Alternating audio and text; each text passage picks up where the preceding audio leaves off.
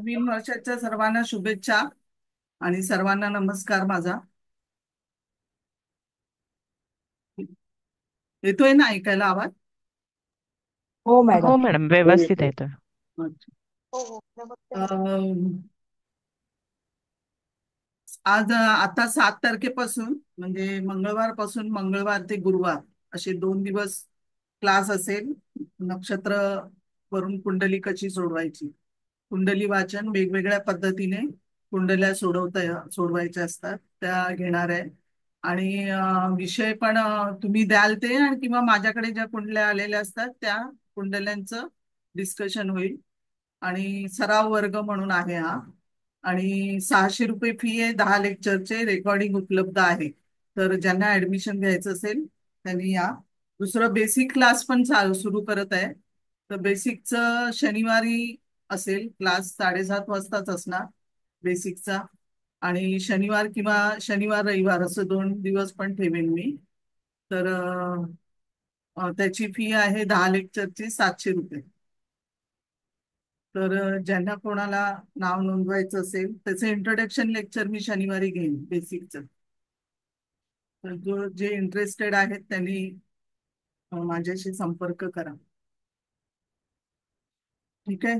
सर्वांना नवीन वर्षाच्या परत एकदा हार्दिक शुभेच्छा. सुरू करू. हो मॅडम. हो मॅडम. ह्या महिन्याचं जानेवारी महिना आहे 2025चा. तर ह्या महिन्याचं फक्त कॉन्स्टंट जे आहे ते बघा, ते लिहून घ्या कॉन्स्टंट ह्या महिन्याचा. बाकी मी बेसिक मध्ये शिकवीन, तिथी कशी काढायची 200 वर्षाची ते शिकवेन. गणिताचा भाग थोडासा असेल, तिथी वार कसे काढायचे, या वर्षाचं वार ते कसं काढायचा ते शिकवेन. आणि कुंडल्या आहेत आहेत आणि एक नाडी कुंडली म्हणून एक नाडी कुंडलीचा विषय एक घेणार आहे. तर नाडी कुंडलीवरून नाडी कशी म्हणजे कुंडली कशी सोडवायची तेही घेणार आहे. तर या महिन्याची जी तिथी आहे ती 1 आहे. तिथी 1, वार 2 लिहा, 2 नंबर, नक्षत्र 19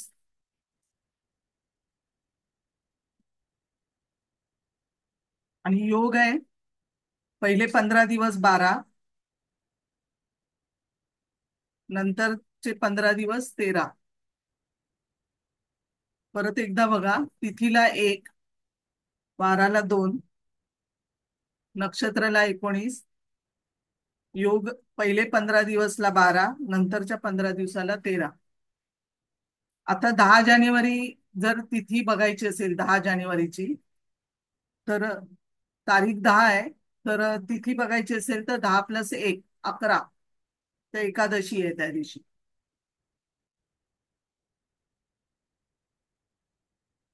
नंतर वार बघायचा असेल तर 10 + 2 12, 12 मधून 7 वार असतात. तर 12 मधून 7 गेले, 5 राहिले, तो शुक्रवार आहे.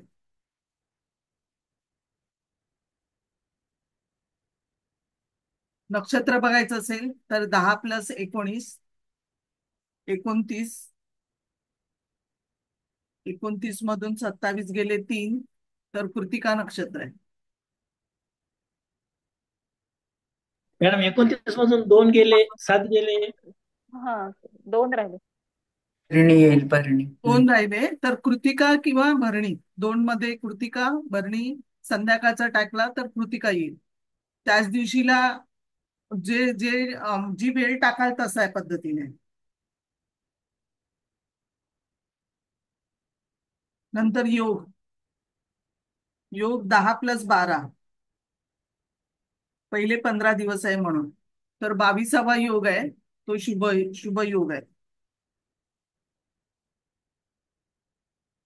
हे समजलं तुम्हाला? ते मिस सांग. नक्षत्र का वापस बोलो ना जरा प्लीज. नक्षत्र 10, 10 तारीख आहे. तर 10 + 19 किती होतात? 10 + 19 हा, 29. 29. 27 नक्षत्र आहेत तर त्याच्यातनं 27 मायनस करायचे, ओके. 2 येणार. तर 2 ओके. भरणी किंवा कृतिका. Okay miss thank you. आता समजा 29 जानेवारी आहे, तर तिथी बघायची आपल्याला 29 तारखेची. तर तिथी 29+1 30 म्हणजे अमावस्या आहे.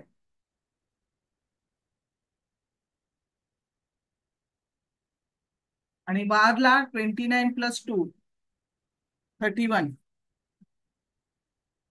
31 मधून 28 गेले, 7×4 = 28, तर 3 येणार, तर बुधवार आहे.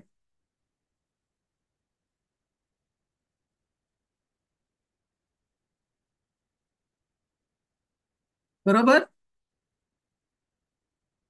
समजलं इथपर्यंत? सोमवारपासून दिवस मोजायचे का रविवारपासून? हो मॅडम. काय सोमवारपासून दिवस मोजायचे का 7 दिवस, रविवारपासून?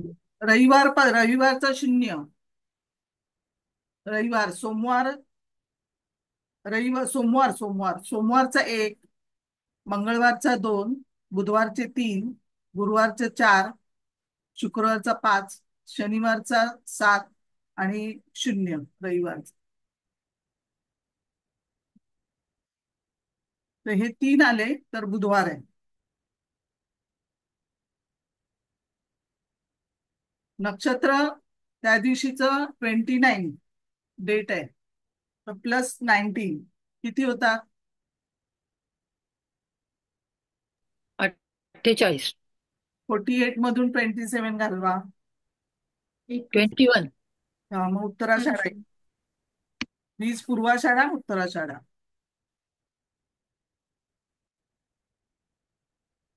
योग, योग आता हा 29 13 प्लस करायचे. 29+13 किती?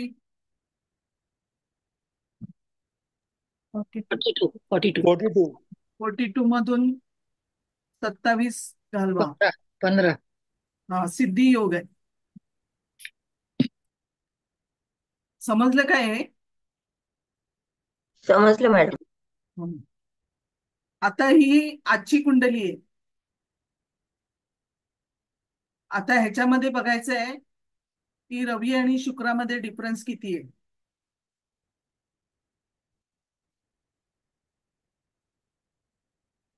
शुक्र वक्री होणार आहे का मार्गी होणार आहे?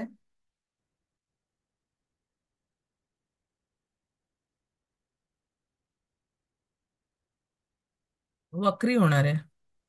रवीच्या पुढे आहे ना. हो. म्हणजे वक्री होणार आहे. तर रवी आणि शुक्रामध्ये डिफरन्स किती आहे? डिफरन्स कसा काढायचा? हे 30 पकडा. ही राशी 30 आणि रवी 18 आणि पुढचे 3 तसे पुढचे 5 आहे.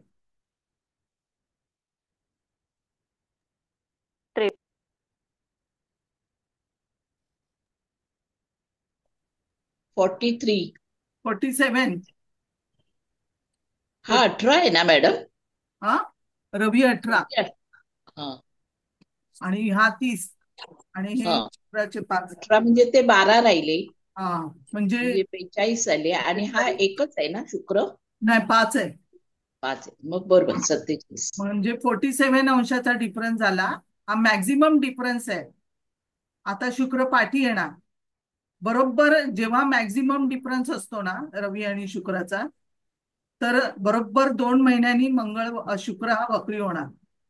बरोबर ज्या वेळेला हा मॅक्झिमम डिफरन्स जातो 47 पर्यंत, तर शुक्र आता बरोबर आजपासून बरोबर 2 महिन्यांनी, म्हणजे 2 तारखेला हा 2 मार्चला शुक्र वक्री होणार आहे. 2 मार्चला आजपासून बरोबर 2 महिन्यांनी वक्री होणार. आणि ज्या वेळेला दोघांमध्ये 30 अंशाचा डिफरन्स होईल, आता कसं आहे 47चा आहे ना, तर ज्या वेळेला 30 अंशाचा दोघांचा डिफरन्स होईल त्यावेळेला शुक्र वक्री होणार. आणि तसंच हा वक्री झाले की युती होणार. पण 42 दिवस तो वक्री असतो. 42च्या अर्धे केले की तो युतीमध्ये येईल. युती केली की तो शुक्र पाठी जाईल रवीच्या, आणि बरोबर 30 अंशाचा रवी आणि शुक्रामध्ये डिफरन्स आला 30 अंशाचा की तो मार्गी होणार.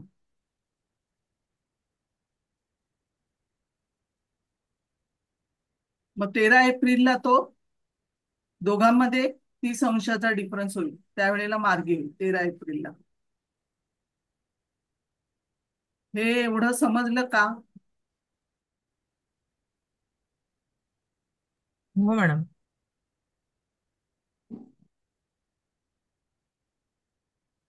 नाही समजलं तर विचारा. मॅडम तुम्ही मंगळाचं काय सांगितलं मगाशी? मंगळ नाही, शुक्र शुक्र.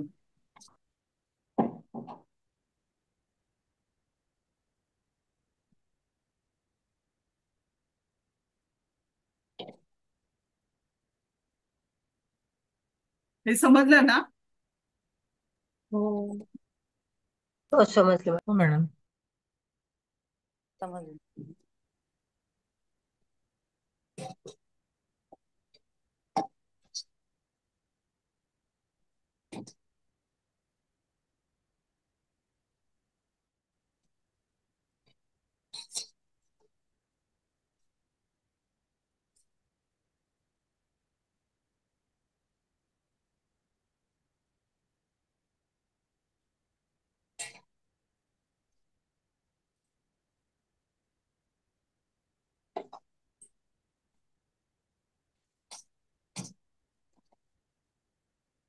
आता ही कुंडली आहे, मॅडम बर्थ डिटेल सांगा ना, जरा दाखवा ना.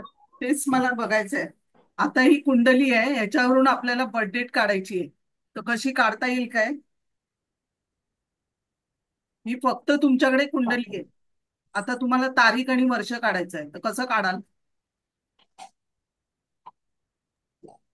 मॅडम आधीची जी कुंडली दाखवली, मॅडम हा, आधीची जी कुंडली दाखवली त्याचं हीच आहे का? 4-9-52चीच आहे का कुंडली ती? नाही नाही, ती आजची कुंडली होती, आधीची दाखवली. आजची कुंडली आहे. Okay okay. हा, आजचा शुक्र दाखवला मी. हा हा हा. त्या गोचरेचा शुक्राचा डिफरन्स सांगितला की हो 2 हो हो. महिन्यांनी वक्री होणार आहे. मार्ग. आलं आलं लक्षात. आता ह्या आलं लक्षात. कुंडली जी आहे ही तुम्हाला दिलेली आहे. या कुंडलीवरून तुम्हाला बर्थची डिटेल काढायची आहे, तारीख, महिना आणि मग वर्ष. कसं काढाल? ही आपल्याकडे मॅडम ते रवीच्या भ्रमणावरून समजतं ना, काय? सूर्यावरून रवी ज्या राशीमध्ये असतो तो राशी महिना पकडून त्याचं अंशात्मक हे काढून ती डेट आपल्याला काढता येईल ना रविवरनं.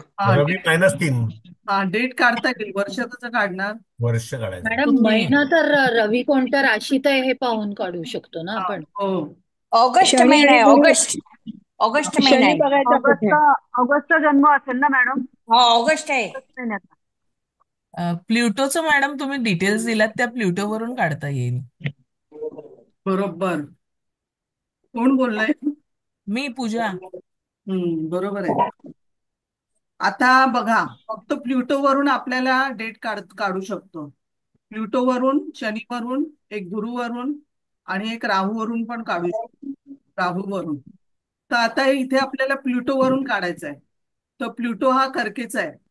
28 मॅडम हर्षदवरून पण काढता येईल. हर्षलावरून पण काढता येईल, पण 2 प्ल्युटो वर्ष बघा. 12 वर्ष मागे जावं लागेल ना पण. बघा, ऐका आधी, प्ल्युटोवरून बघा. प्ल्युटो कर्क राशीचा आहे. प्ल्युटो 28 अंशाचा आहे. तर पहिल्या कर्क राशीमध्ये प्ल्युटो किती वर्ष असतो ते बघायचं.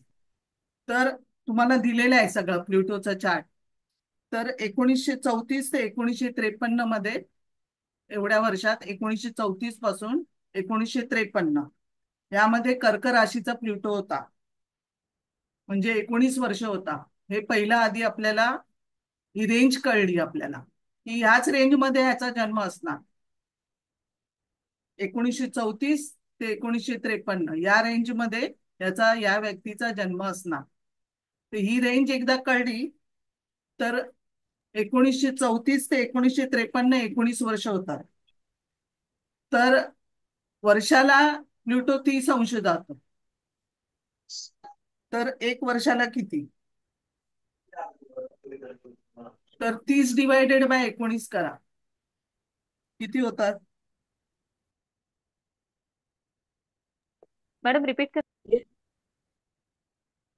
वर्षाला 30 अंश जातो, तर 1 वर्षाला किती? 30 डिवायडेड बाय 19 करा.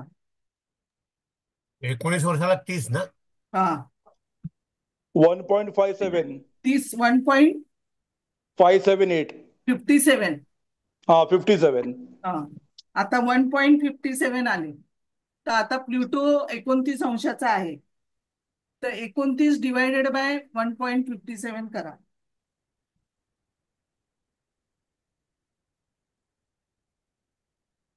काय करायचं मॅडम? बघा 30 डिवायडेड बाय 19 केले, किती आले? 28 अंशावर आहे हा प्लुटो ना? 1.57 आले. हा मग आता 29 अंशाचा प्लुटो आहे. 28 दिलंय ना मॅडम? 18.4 येतात. 28 संपून 12 कला आहे, तर 29 पकडा.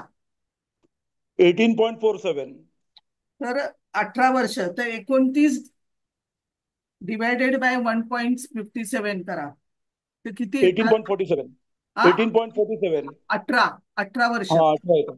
हा तर आता हे 34 आहे ना, 1934 पासून आपण पकडलंय ना, तर 1934 पासून 18 वर्ष पकडा. 18 वर्ष प्लस करा, 34 प्लस 18 करा. 1952. 52. तर हा 1952 चा जन्म आहे. समजलं? हो मॅडम. हा 29 डिवायडेड बाय 1.57 परत करायचं. हा 29 डिवायडेड बाय 1.57, तर 18 वर्ष होतात. तर 18 वर्ष 34 पासून 18 वर्ष मोजायची. तर 1952 चा जन्म आहे हा. आता महिना काढायचा आपल्याला. वर्ष काढलं, महिना काढायचा आहे. रवी आहे 18 अंशाचा. तर आधी सिंहेचा रवी कुठल्या महिन्यापासून कुठल्या महिन्यापर्यंत असतो? तर सिंहेचा रवी 5 नंबर आहे, त्याच्यामध्ये 3 प्लस करा. ज्या राशीचा रवी असतो त्यामध्ये 3 प्लस करा, तर किती येतात? ऑगस्ट. ऑगस्ट. म्हणजे 15 ऑगस्ट ते 15 सप्टेंबर ही सिंहेच्या रवीची रेंज आहे. 16 ऑगस्ट पासून 16 ऑगस्टला येतो तो, तर 16 ऑगस्ट पासून ते 15 सप्टेंबर ही रेंज आहे. तर आता 18 अंशाचा रवी आहे, तर 18 प्लस 16 करा, किती होतात? 24. हा 24. 24. असं कसं काय? 34 मॅडम. हा सॉरी 30. 34. हा आता 34 मधून 30 घालवा. 4. 4. म्हणजे 4 सप्टेंबर आलं. 4 सप्टेंबर आला, म्हणजे तारीख आपल्याला कळली. 4 सप्टेंबर 1952 त्याचा जन्म आहे. कळलं? इथपर्यंत मॅडम हे रिपीट करा ना, परत एकदा हे करा ना. 16 ऑगस्ट ते 15 सप्टेंबर सिंहाचा रवी असतो. हा सिंहेचा रवी आहे. 5 मध्ये 3 सरळ, ज्या राशीचा रवी बघायचा त्याच्यात 3 प्लस करा, तर ती तुम्हाला रेंज कळेल. म्हणजे 15 ऑगस्ट ते 15 सप्टेंबर त्याचा रवी आहे. तर त्याच्यानंतर 18 अंशाचा रवी आहे, तर 18 मॅडम प्लस 16. हा काय? काढायची आपल्याला एक रेंज कळते वेळ की या दरम्यान झालं असेल. हा रेंज एक्झॅक्ट कळली ना, एक्झॅक्ट सांगते ना. 18 अंशाचा रवी आहे ना, त्याच्यामध्ये 16 प्लस करा, म्हणजे 18 अंशाचा रवी कधी येणार? 18 प्लस 16 34. 34 मधून 30 गेले, 4 सप्टेंबर. 16 कसले मिळवले मॅडम? हा 16 पासून सुरू होतो ना, 16 ऑगस्ट पासून 16. एक दिवसाला 1 अंश ना? हा 16 तारीख. 16 ऑगस्टला रवी सीमेमध्ये येतो. 16 ऑगस्ट ते 15 सप्टेंबर पर्यंत रवी सिंहेमध्ये असतो. तर 18 अंशाचा रवी आहे ना, तर 18 अंशाचा रवी हा त्याच्यामध्ये 16 प्लस करायचे, तर 34 आले. 34 मधून 30 घालवा, तर 4 सप्टेंबर येणार. समजलं? मॅडम मॅडम हा आता मध्यरात्रीचा जन्म आहे. बरोबर. हा मग आता ती मध्यरात्रीची वेळ कशी निश्चित करायची? मध्यरात्रीचा जन्म आहे ना, हं, आता इथे जो सूर्योदय असतो ना, तिथून हं, 2 तास लग्न पकडा हं, सूर्योदयापासून, ज्या त्या- सूर्योदयाला असतं तिथे. तर हं, सूर्योदय आता हा ह्याचा महिना आहे ना, सप्टेंबरचा आहे. तर हम्म. मग सूर्योदय आता इथे हे झालं ना, टाइम किती येणार इथे रात्रीचे? मध्यरात्री मध्यरात्री 12 पर्यंत, म्हणजे हा 23:10चा जन्म आहे. हा. 23:10, 11:10. तेच तर कसं काढलं असं विचारते मी. 2-2 तासाचं लग्न, अच्छा 2-2 तासाने रात्र इकडे येणार ना. अच्छा अच्छा. मग हे लग्न किती अंशावर आहे तिथून पाहायचं नाही, का? चतुर्थ स्थानामध्ये रवी मध्यरात्री असतो ना, हा, मध्यरात्री. मॅडम 10 ते एक्झॅक्ट टाइम 12. कसं काढलं पण? हा, 23:10 कसं काढलं पण तुम्ही? 10 मिनिटं हा कसं 2 काढलं? त्यांना ते तासाचं लग्न आहे ना. 2-2 सूर्योदयापासून 2-2 तास इथून घ्या तर ओके रात्र ओके. इकडे येणार. हा हा म्हणजे हा. म्हणजे मला मॅडम त्या दिवशीचा सूर्योदय बघून मग सूर्य पुढे माहिती जायचं. असायला हा, पाहिजे आपल्याला. सूर्योदय बघून 2-2 तास पुढे जायचं. ओके हा कळलं कळलं. मॅडम चतुर्थामध्ये रात्री 12 ते 2चा टाइम असतो ना पण? हा, 12 ते 2, पण सूर्योदय जसा असेल त्याच्यावरती. 23:10चा जन्म आहे. म्हणून अच्छा 11:10चा आहे का हा रात्रीचा? हा. आता महिना कळला, तारीख कळली. आता तिथी सांगा. तिथी कशी काढा? तिथीच्या आधी गुरु पकडूया आधी. गुरु कसा आहे? गुरु मेषेचा आहे. तर कन्फर्म करायला आपल्याला मेषेचा गुरु आहे. तर 12च्या टेबलमध्ये धनुचा गुरु येतो. तुम्ही 12चा टेबल घेतलात ना, तर धनुचा गुरु येईल. तर 12×48, 48, 1948 मध्ये धनुचा गुरु होता. तर 48 पासून हे मेषेचा गुरु पर्यंत 4 मोजा. 9, 10, 11, 9, 10, 11, 12, 1. तर किती येतात 48 पासून?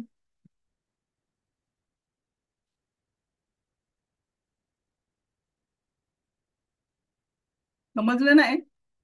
हा 52 येतं ना, मग 48 हा, ला मग 2 52 येतो ना. हो हा, हो. मग 52 साली मेषेचा गुरु होता. धनुच्या गुरुपासून 12च्या टेबलमध्ये धनुचा गुरु येतो. तर धनुच्या गुरुपासून 48ला तो धनुचा गुरु होता. धनुच्या गुरुपासून मेष गुरु 4. एक शनीवरून पण काढता येईल. शनी 52ला कन्येचा, आणि राहूवरून पण अंशात्मक काढू शकतो. हे समजलं काय? हो मॅडम. हा, आता तिथी सांगा. तिथी काय असेल? पौर्णिमा दिसते. पौर्णिमा दिसते नाही. कशी आली पौर्णिमा? कसं काढा?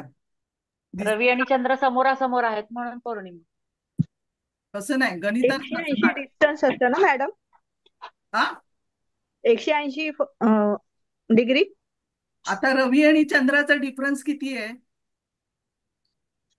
चंद्र स्पष्ट मायनस रवी स्पष्ट करून नाही नाही, बाजूला. आधी ते सगळं आहे.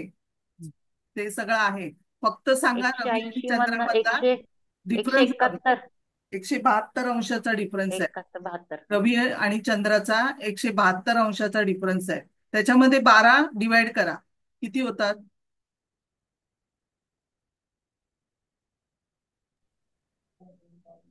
15 येतात. 15 म्हणजे पौर्णिमा. रवी आणि चंद्राचा डिफरन्स बघून त्याच्यामध्ये डिवायडेड बाय 12 करा, ती तिथी आली. समजलं काय? मॅडम 12 काय आहे मग? 12 तिथी, 12 ह्याच्यावर 12 तासाची एक तिथी ना. एक ओके. 12 अंश चंद्र पुढे गेला की एक तिथी हा, होते. एक तिथी होते. हम्म. 12 अंशाची. हा, हे समजलं का इथपर्यंत? आता याचा टायमिंग. हो मॅडम. हा, 4/9/52, 23:10 मुंबई. मृत्यू आहे, मृत्यू झालाय. मृत्यूची डेट लिहा, 30/4/2020. ही ऋषी कपूरची कुंडली आहे.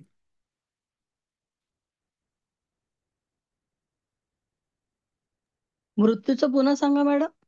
30/4/2020. 30 एप्रिल 2020.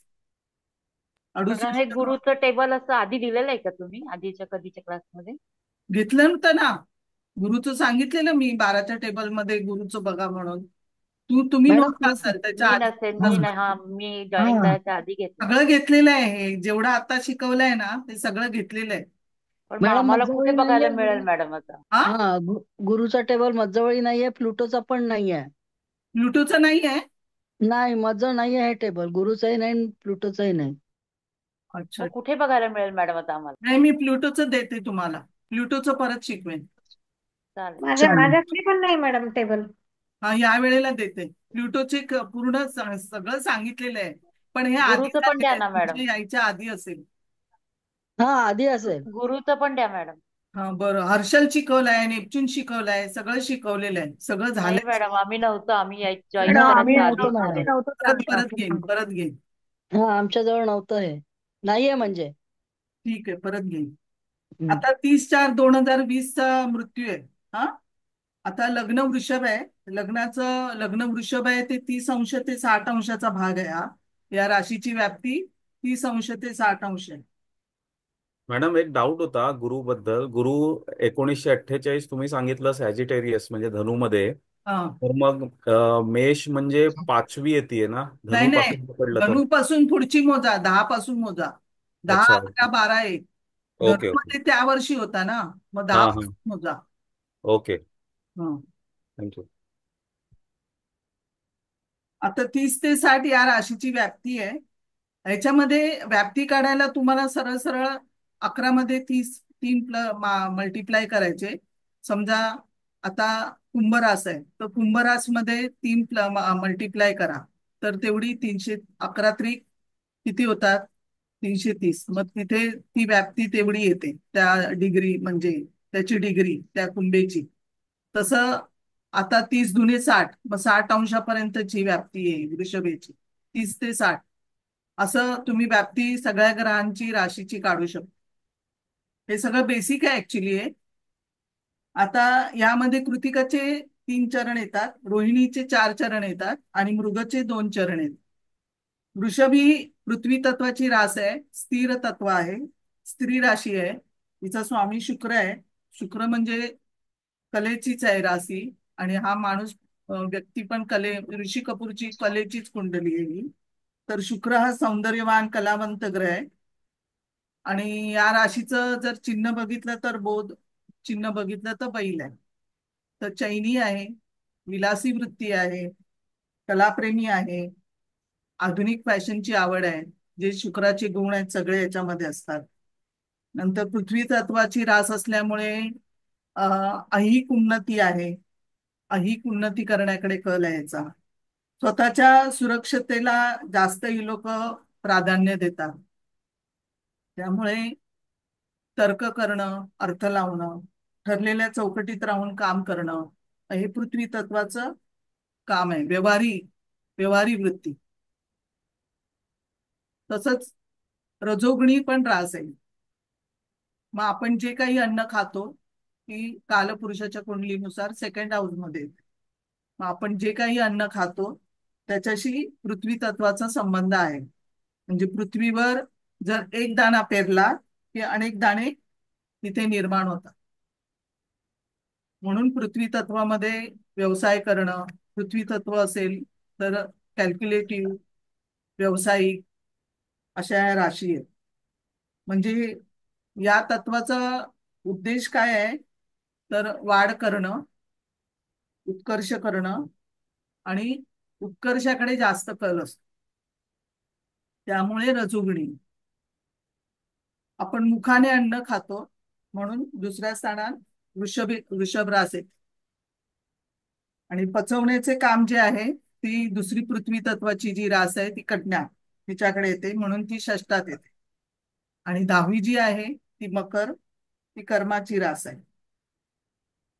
वृषभ लग्नाला राजयोग करणारा ग्रह केंद्र आणि त्रिकोणाचा अधिपती म्हणून शनी हा होतो. या लग्नाला मंगळ हा शत्रू आहे, मार्केश आहे आणि शत्रू पण आहे. मार्केश आणि परावलंबी स्थानाचा अधिपती आहे. लग्नेशाचा गुरु हा शत्रू आहे, अष्टमेश म्हणून, शुक्राचा मित्र नाही आहे तो. म्हणून रवी आणि शनी या लग्नाला एक केंद्राचा अधिपती आणि त्रिकोणाचा अधिपती म्हणून, दशमेश म्हणून, जरी थोडे दुश्मन असेल रवी शनी तरी त्रास तिथे थोडा कमी होऊ शकतो. दोन शत्रू असले तरी इथे एक त्रिकोणाचा अधिपती आणि केंद्राचा म्हणून वृषभ लग्नाला रवी शनीची युती तेवढी त्रासदायक नाही होणार. याची रास कुंभ आहे.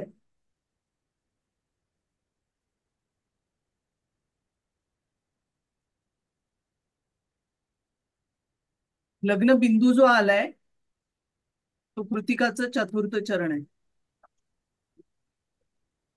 उत्कृत अंश आहे. मीन नवमांश. या कुंडलीमध्ये बघितलं तर डिग्री जर बघितली तुम्ही तर सगळे 27 अंशावरती ग्रह आहेत. राहू 27, चंद्र 27, गुरु 27, हर्षल 24, केतू 27, प्लुटो 28 हे सगळे एकाच डिग्रीला आहेत. परत नेपच्यून पण 26 आहे. म्हणजे याचा अर्थ हे सगळे एकाच डिग्रीला आहे. तर नवमांशामध्ये हे लोक केंद्रात आणि युतीत येतील. जर नवपंचम युगात असेल तर युतीत येणार, नाहीतर मग केंद्रात असतील.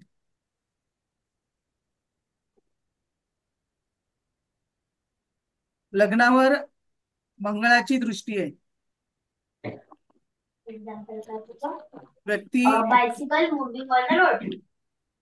व्यक्ती तापट आणि एनर्जेटिक असणार.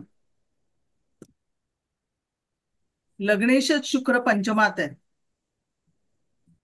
आणि कलेच्या राशीत आहे. लग्नेश शुक्र कोणाबरोबर बसलाय? भाग्येश. भाग्येशाबरोबर. तर भाग्येश पंचमात हा योग चांगला आहे. लग्नेश पंचमात आणि भाग्येशाबरोबर बसलेला आहे. हा योग एकदम चांगला आहे कलावंत म्हणून. मग लग्नेशाची स्थिती नवमांशात पण बघायची जाऊन काय आहे. हा पण लग्नीच आलाय. हा मीनेमध्ये बलवान झालाय पण केतुयुक्त आहे आणि प्लुटो युक्त आहे. शुक्र केतुयुक्त कॅन्सरला पूरक आहे. लग्नेश शुक्र केतुयुक्त. आता हा जो शुक्र आणि शनी आहे ती कालपुरुषाच्या कुंडलीनुसार सेकंड हाऊसचा अधिपती आणि दशमाचा अधिपती होतो. म्हणजे एकाच तत्वामध्ये जर 2, 6, 10 मध्ये बघितलं तर पृथ्वी तत्वामध्ये 2, 6, 10 मध्ये एकाच तत्वामध्ये येतात. एकाच तत्वाचे जे अधिपती असतात ते मित्र असतात एकमेकांचे, एकाच तत्वातले. त्याच्यामुळे धनाचा अधिपती आणि दशमाचा अधिपती एकत्र आलेले आहेत, शुक्र आणि शनी. कालपुरुष कुंडली सोडायची नाही कुठलीही विचार करताना, कारण धनेशा बरोबर आहे. धनाच्या अधिपती बरोबर दशमेशाची युती आहे, कर्मेशाची. तर कर्म हे धन कुठून मिळणार? तर शुक्र शनी कलेच्या स्थानात, कलावंताच्या. शिवाय लग्नेश आणि राशाधिपती मन आणि तन हे एकत्र आहे. लग्नेश आणि राशाधिपती एकत्र आहे. जसं कालपुरुषाच्या कुंडलीनुसार सिंह रास पण कलेची रास आहे, पंचमाची रास आहे.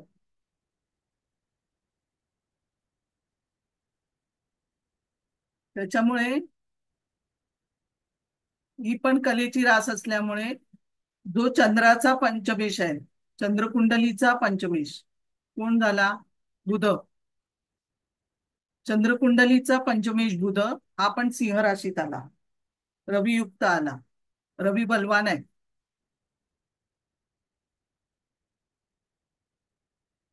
मग चंद्रकुंडलीचा पंचमेश पण हा कलेच्या राशीमध्ये आहे. शुक्र हा कन्या राशीत असला, नीचेचा असला तरी तो मीन नवमांशातला आहे. त्यामुळे तो तिथे नवमांश कुंडलीमध्ये बलवान झालेला आहे. तसंच शुक्र आणि राहू हा त्रिकोणी योग आहे, हा कलेसाठी चांगला आहे. जसं शुक्र आणि नेपच्यून ही युती पण कलेसाठी आहे, तसंच शुक्र आणि राहू हा त्रिकोण योग कलेसाठी चांगला आहे. हा जो दशमेश शनी आहे तो नवमांश कुंडलीमध्ये परत पंचमात आलाय. नवमांशामध्ये पण आणि लग्न कुंडलीमध्ये पण हा पंचमात आहे. शनी जो दशमेश आहे कलेच्या राशीत, लग्न कुंडलीचा दशमेश आणि शनी तिथे पण पंचमात होता, इथे पण पंचमात, कर्क राशीत जलतत्वाच्या राशीत. जलतत्व हे आनंद देणार दुसऱ्यांना. इथे शुक्र आणि शनीचा त्रिकोणी योग आहे नवमोश कुंडलीमध्ये. शुक्राचा शनीशी त्रिकोणी योग जलतत्वातनं झालेला आहे. तर जलतत्व म्हणजे दुसऱ्यांना आनंद देणं.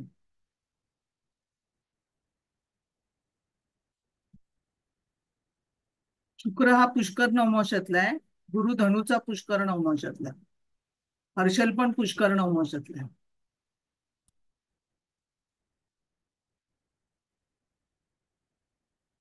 लग्न भावारंभी शुक्र आहे, लग्न 7 अंशाचं आहे आणि शुक्र पण 8 अंशाचा आहे. तर लग्न भावारंभी शुक्र आला.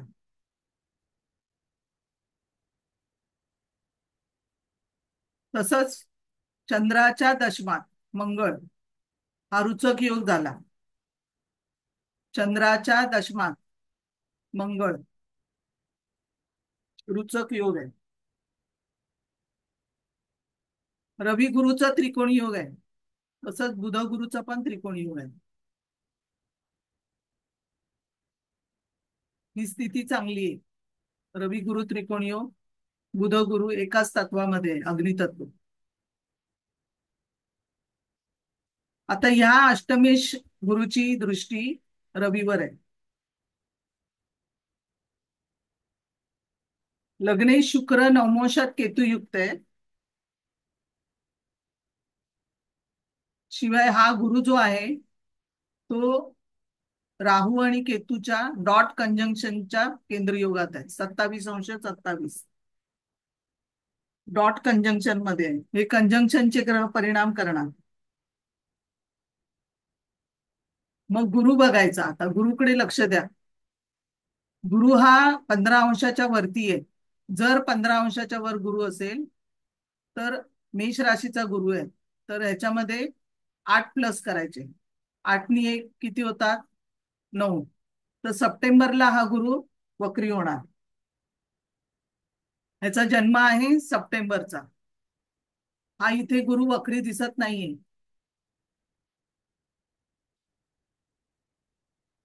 गुरुची गती पण दाखवते.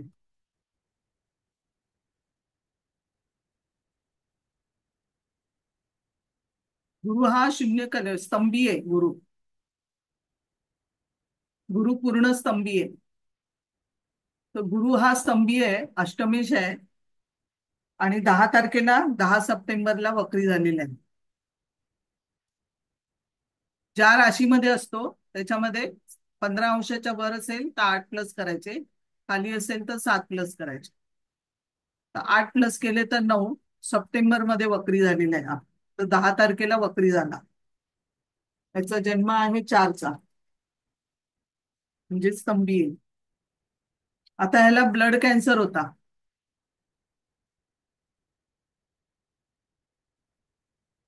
तर रक्ताचे कारक ग्रह कोण? चंद्रमंगळ. चंद्र. आणि वायुराशीमध्ये रक्त वाहणे ही क्रिया आहे. वायुराशी. कुंभरास रक्त आणि रुधिरा विसरण जे आहे ते कुंभ राशीवरती आहे.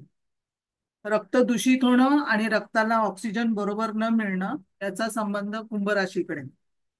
इथे कुंभेचा चंद्र आहे, मार्गेश मंगळाच्या दृष्टीत आहे. चंद्र हा पूर्ण दूषित आहे. चंद्राच्या पाठी राहू आहे. पाठीमागचे पुढचे ग्रह पण बघायचे. कधी पण एका ग्रहाच्या पाठीमागचे पुढचे ग्रह बघायचे आणि त्याच्या त्रिकोणात त्या तत्वात कुठला ग्रह बसलाय ते बघायचं. तर चंद्राच्या पाठी राहू आहे, चंद्र दूषित आहे आणि चंद्राच्या त्रिकोणात हर्षल आहे. कर्करास. आता जर चंद्र बिघडला आहे तर कर्करास बिघडली आहे का बघायची. जर चंद्र आणि मंगळाचा संबंध आहे रक्तासाठी तर कर्करास आणि मंगळाच्या दोन्ही राशी बिघडलेल्या पाहिजे. म्हणजे कालपुरुषाच्या कुंडलीनुसार चतुर्थ स्थान कर्क रास.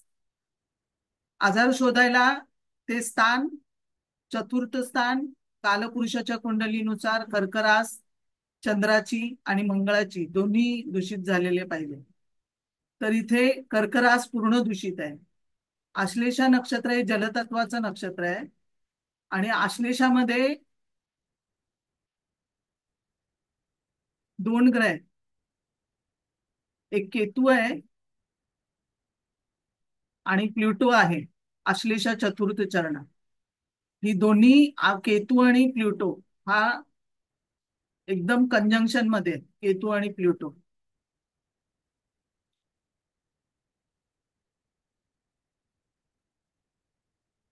मांदी पण आहे, ती पुष्यमध्ये आहे. मांदी पण कर्क राशीत पडली. इथे गुरु कृतिकेतला आहे. तो गुरुचा आश्लेषाशी केंद्रयोग झालेला आहे, म्हणजे कृतिका केंद्र आश्लेषा. दुसरं म्हणजे बुध मघामध्ये आहे. आता इथे आश्लेषा चतुर्थ चरण आणि बुध मघा हे संधीमध्ये आलेले, गंडांत संधीमध्ये आहे. केतू प्लुटो आश्लेषा चतुर्थ चरण आणि बुध मघा हे गंडांत संधीमध्ये अष्टमाच्या अष्टमात गंडांत संधी आलेली आहे. आणि चंद्राची रास पूर्ण नक्षत्राने खराब आहे. आश्लेषा नक्षत्र जे आहे ते कर्केत केतू आहे हा, आणि कर्करात जी चंद्राची आहे तिथे आश्लेषा चतुर्थ चरण प्लुटो डॉट युती गंड नक्षत्र, आणि ह्याची देवता जी आहे ती सर्प आहे म्हणून विषाशी संबंध आहे. तर आश्लेषाचा संबंध पण रक्ताशी आहे. मग केतू इथे कॅन्सर देईल, तर मघा पण कॅन्सर देतं मघा, आणि केतू आश्लेषामधला हा रक्ताचा कॅन्सर देईल. आश्लेषा नक्षत्र एक ब्रेस्ट कॅन्सर आश्लेषा देतं. जिथे विष पसरवायचं शरीरामध्ये ते आश्लेषाशी संबंध आहे. तर इथे गुरु हा कृतिका नक्षत्रात आणि केंद्रीय आश्लेषा हे वाईट आहे. आश्लेषा चतुर्थ चरण आणि मघा हे संधीमध्ये आहे. बुध आणि केतू हे युतीमध्ये आहे. बुध आणि केतू हे दोन्ही युतीमध्ये आहे. आता इथे कृतिका आहे, कृतिका वाईट आहे. मेष राशी पूर्ण बिघडली. इथे कृतिका नक्षत्र आहे गुरु, त्याचा केंद्रयोग झालेला आहे. मेषेचा गुरु बिघडल्यामुळे जे रक्त डोक्याकडे लवकर चढतं, जे मेंदूमध्ये रक्त संचय होतो तिकडे सूज येणं. लग्नबिंदू पण कृतिका आहे आणि गुरु पण कृतिका आहे, आणि त्याचा कृतिकेशी लग्नबिंदूच्या कृतिकेशी मघाशी केंद्रयोग झालेला आहे. कृतिका केंद्र मघा हे वाईट परिणाम आहे. तसंच नवमोशात पण आपण बघितलं तर नवमोशामध्ये पण कर्केचा शनी आहे. तिथे पण कर्करास नवमोशामध्ये दूषित आहे, कर्केचा शनी. मांदी पण कर्क राशीत आहे. इथे चंद्राची रास खराब आहे, चंद्र खराब आहे.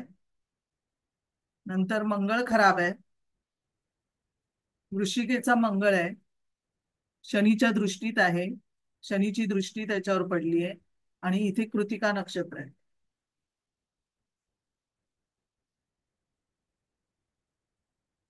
चतुर्थ स्थान खराब मघा नक्षत्राने, कर्क रास खराब आश्लेषा नक्षत्राने, आणि गुरुच्या पुढे जर बघितलं तुम्ही तर हर्षल आणि केतू आलेले आहे. म्हणजे कालांतराने गुरु हा केतूला जाऊन इथे हे करणार. तर गुरुची वर्ष जर काढली तर केतू लांब असल्यामुळे कालांतराने त्याला कॅन्सर झाला. आता हा 27 अंशाचा गुरु आहे, सगळे डॉट कंजंक्शन मध्ये. 7 अंशाची लग्नाची डिग्री आहे. तर ह्याच डिग्रीवरती जेव्हा ग्रह येणार गोचरेने त्याच डिग्रीला, त्यावेळेला मृत्यू येईल. तर ह्याची ज्या वेळेला 30/4/2020 ला जर दशा बघितली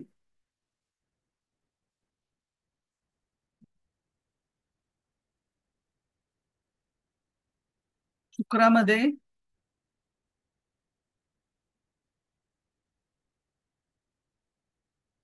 बुधामध्ये, शुक्रामध्ये बुध आणि मंगळाची विदशा. शुक्र, बुध आणि मंगळाची विदशा.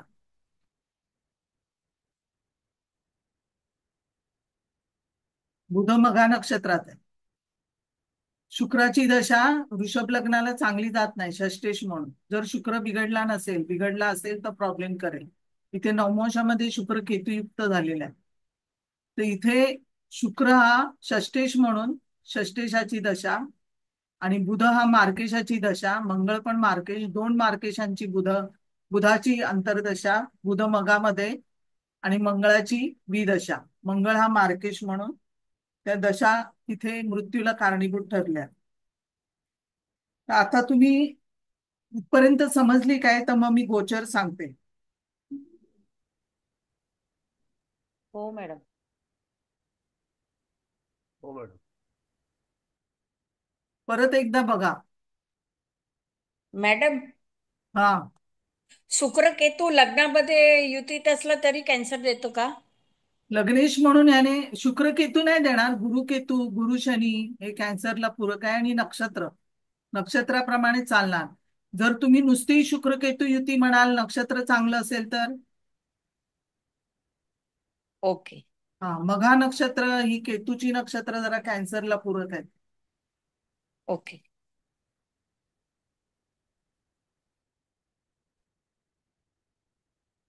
म्हणजे या शुक्राने, कन्या राशीतला शुक्र शेवटी नीचेच आहे, शनियुक्त आहे. पण लग्नेश म्हणून तो षष्टेश पण आहे, षष्टेशाच्याच दशेत. आणि नवमांशामध्ये तो केतुयुक्त झालेला आहे. त्याच्यामुळे तिथे प्रॉब्लेम झाला थोडा. आणि गुरुच्या पुढे डायरेक्ट केतू आहे. हे सगळं बघायचं. त्याच्या पुढे कोण आहे, पाठी कोण आहे. चंद्र जाऊन गुरुला फायनान्शियल स्थिती चांगली यायची, चांगलीच होती. कारण म्हणजे धनस्थानाचा अधिपती आणि दशम स्थानाचा अधिपती, म्हणजे धनाचा अधिपती आपल्या पण कुंडलीमध्ये युतीत कोणाच्या असेल तर ती चांगली आहे. कारण कालपुरुषाच्या कुंडलीनुसार धनेश म्हणून आहे तो शुक्र, तर तो शनी बरोबरच आहे राजयोगकारक.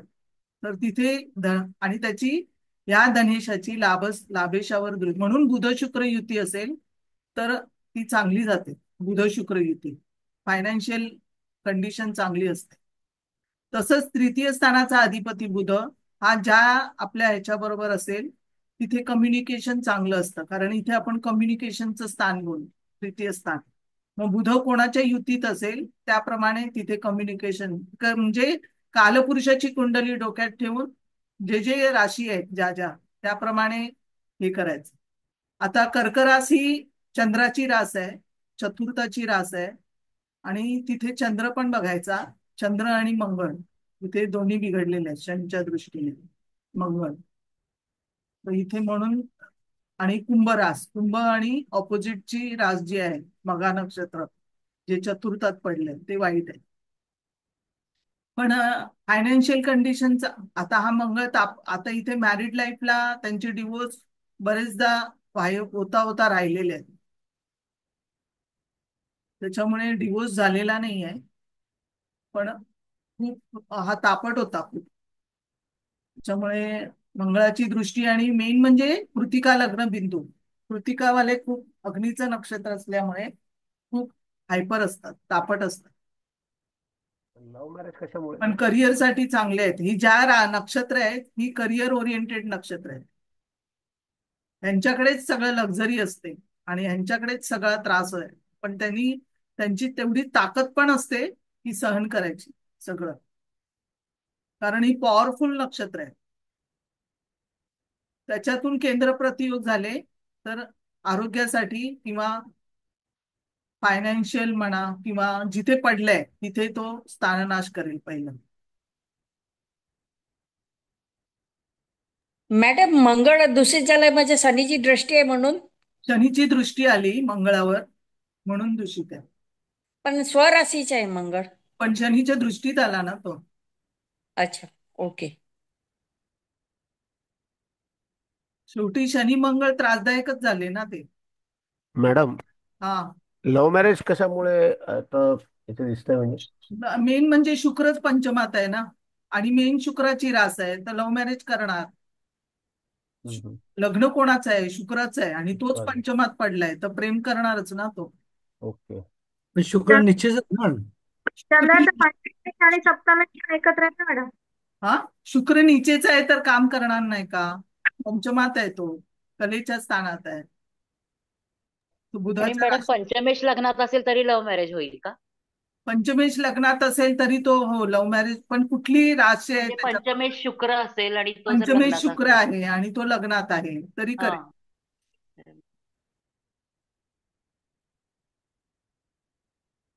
सप्तमेश लग्नात असेल तर सप्तम स्थान त्याने स्वतःकडे घेतलंय, तो स्वतःच्या पसंतीने लग्न करेल. लग्नेश सप्तमात आहे, स्वतःच्या लग्नेश कोणाकडे? लग्नेशाबरोबर कोण आहे? लग्नेशाबरोबर दशमेश बसलाय, राशीचा अधिपती येतो. लग्नेशाचा दोन्ही एकत्र आहे, लग्नेशाचा अधिपती, राशीचा अधिपती पंचमात. तन आणि मन सगळं एकत्र पंचमात. शुक्र नेपच्यून युती कलेची आहे. चंद्र कुंडलीनुसार आहे ना मॅडम, पंचमेश सप्तमेश एकत्र रवी बुध. चंद्रकुंडलीकडून पण बघा बुध, पण चंद्रकुंडलीचा पंचमेश बुध हा केतुयुक्त झालेला आहे, पण तरी पण तो सिंह राशीमध्ये, कलेच्या राशीमध्ये आहे.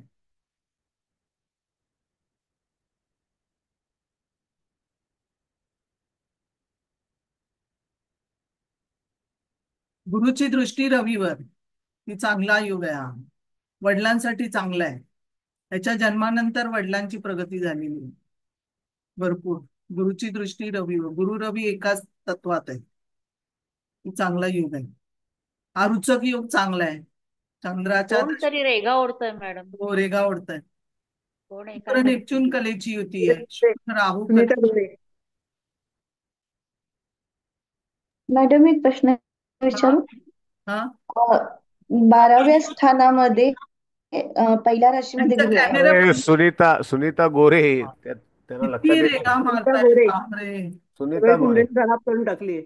सगळं खराब केलं. आणि कॅमेरा बंद करा. कोण आहे? गोपाल गाणगापूरकर. ते जाणार पण नाही आता. नाही जाणार आहे.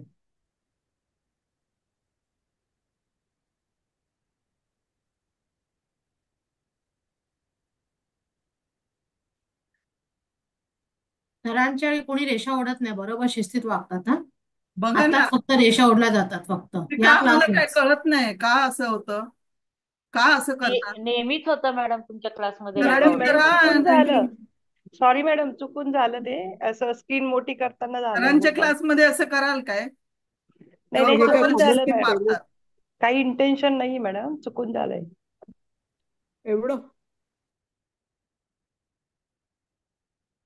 मग मला स्ट्रिक्ट वागायला लागेल एकदम सरांसारखं. ते ना ते पे केलं पेन कशाला घ्यायचं पण हातात? पण मला ते जमत नाही म्हणून. हे बिल दिलं का मग? आता 30/4/2020 ची कुंडली घ्या. वृषभ लग्नच मांडायचं. मॅडम गोचर सांगता का यांचं? हा, गोचर मृत्यूच्या सांगते. वेळेचं. हा, सांगते ना. 30/4/2020 चं गोचर घ्या. वृषभ लग्नच मांडा. बिल ह्याच्यावर पे केलं आपण. होय तू मग माईक बंद करा. नाही शिकायचं असेल तर बाहेर जा. जे चांगले शिकणारे आहेत त्यांना राहू दे.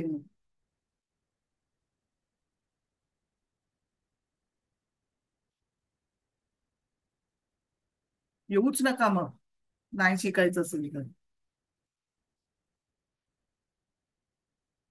इथे लग्न वृषभ, शुक्र लग्नी घ्या 24°.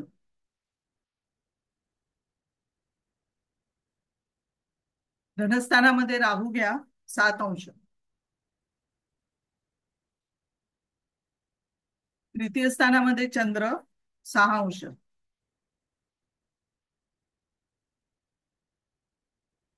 नंतर अष्टमात केतू 7°.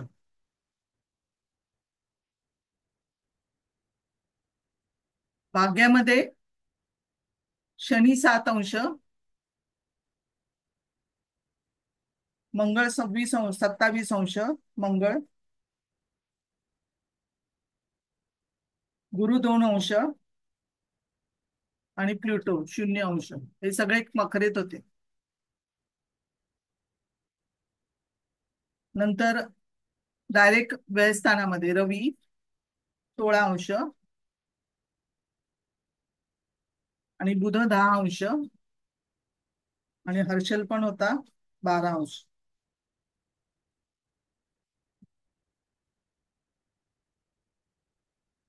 आता शनी मंगळ सगळे इथे होते मकरेत, त्याची दृष्टी इथे कर्क राशीवर होती. डायरेक्ट शनी मंगळ एकत्र होते. शनी मंगळ राहूवरून जात होते. शनी मंगळ आणि गुरु हे राहूवरून जात होते. त्याची दृष्टी होती इथे केतूवरती, आश्लेषावर दृष्टी आली शनीची. ज्या ज्या वेळी या नक्षत्रांवरती दृष्टी येणार त्या त्या वेळेला प्रॉब्लेम्स होतात. तर इथे आश्लेषावर दृष्टी गेली. मंगळ पण पाहत होता, शनी पण पाहत होता. आता डिग्र्या बघा सगळ्या. डिग्री, लग्नाची डिग्री 7 अंश आहे. राहू केतू 7 अंशाचे गोचरेचे होते. शनी 7 अंशाचा होता. चंद्र 6 अंशाचा होता. म्हणजे सगळे त्याच डिग्रीला, लग्नाच्या डिग्रीला होते.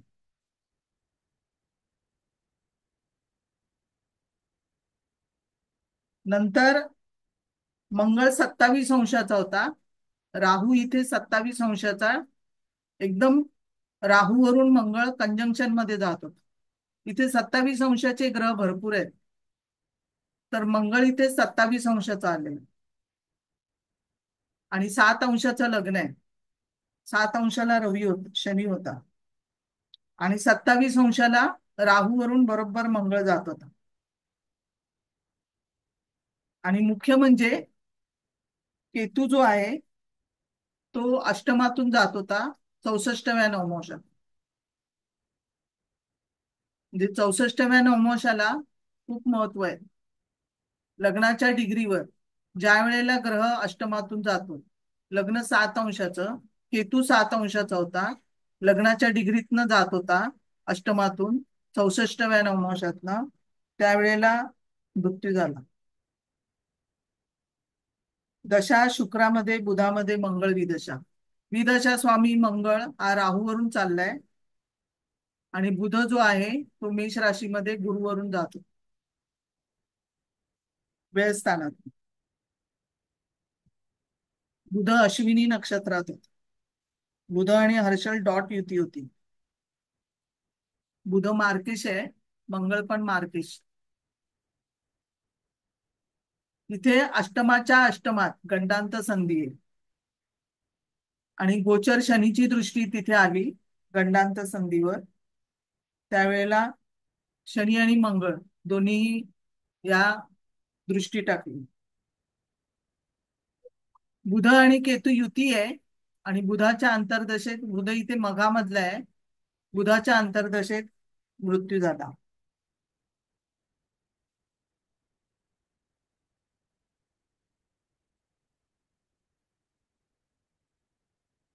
मॅडम प्लीज एकदा दशा रिपीट करता का? हे शुक्राची दशा, बुधाची अंतर्दशा आणि मंगळाची विदशा. बुध अंतर्दशा, बुध मघामध्ये, केतुयुक्त आणि मार्केशाची दशा, त्याच्यात मृत्यू आला. इथे पण 64व्या नवमोशातनं तर एक तर केतू चाललाय. आणि मागे मी एक नियम सांगितला होता, जेव्हा ट्रान्झिट गुरुचा, कारण गुरु पण राहूवरून चाललाय, तर ज्या वेळेला ट्रान्झिट गुरुचा मूळ राहूशी संबंध आला आणि कर्मकारक शनीचा जीवकारक गुरुशी संबंध आला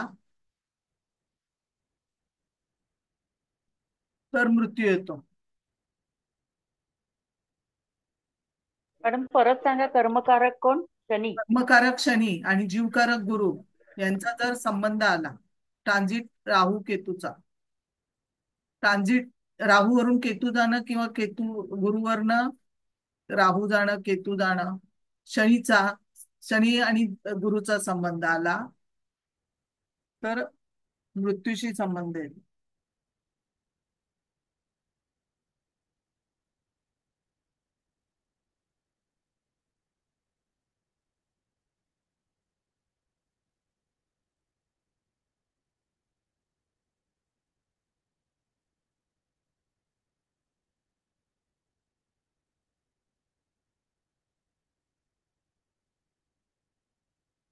हे पण बघायचं की वधमधून कोण जात होतं, विपत मधून कोण होतं, तेही बघायचं. बुधाची नक्षत्र जी आहे आश्लेषा, ते विपत मध्ये आहे.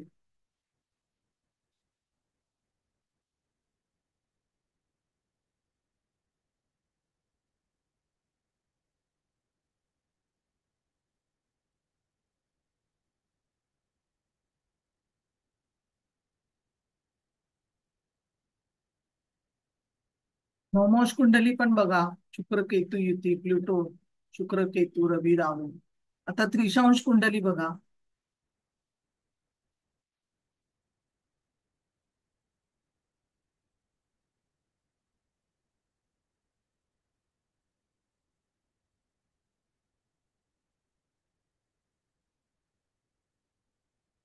इथे द्वादशांश कुंडलीमध्ये पण शुक्र चंद्र युती कलेला पोषक आहे. इथे शुक्र राहू युती, इथे कलेला पोषक आहे. इथे शुक्राची युती आहे, शुक्र आहे पंचमात. सगळीकडे शुक्र आहे. दशमांश कुंडलीमध्ये पण बघितलं तर शुक्र आहे पंचमात. आणि त्रिशांश कुंडलीमध्ये वृश्चिक रास खराब झाली आहे. केतू, प्लुटो, नेपच्यून राहू नये.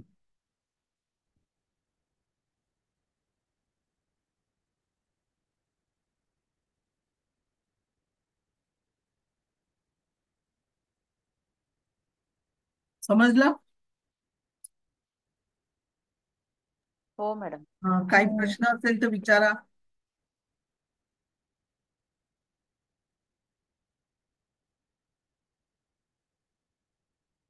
काही आहेत प्रश्न? मॅडम आयुर्मर्यादा समजेल का ह्याच्यावरनं? आयुर्मर्यादा एकतर लग्नेश चांगला झाला म्हणून तो 68 68 वय जगला. लग्नेश शेवटी चांगला आहे ना, भाग्येश. म्हणजे दीर्घायुष्य. हा, 68 पर्यंत गेली. मंगळाची दृष्टी लग्नावर आहे. मॅडम एक विचारू? हा, एक गुरु आपण रवी बोललो ना चांगला आहे. मेन म्हणजे रवी चांगला आहे. आपण बोलले ना गुरु हा स्तंभी आहे, हा, तर असं स्तंभी असलेल्याचा फळ काय सांगाय, म्हणजे काय धरायचं? गुरु तो अष्टमेश होऊन तंबी आणि कृतिकामध्ये आहे ना, तर मेंदूसाठी त्याला रक्त पुरवठ्याला त्रास झाला. स्तंभी. अच्छा. नाही म्हणजे स्तंभी ग्रह त्रासदायक असतो असं माझा विचार. स्तंभी ग्रह कुठे ना कुठे संततीसाठी म्हणा किंवा ह्याच्यासाठी त्रासदायक होणार. ज्या स्थानाचा अधिपती आहे तर ओके ते त्रासदायक होईल. Okay okay. हम्म.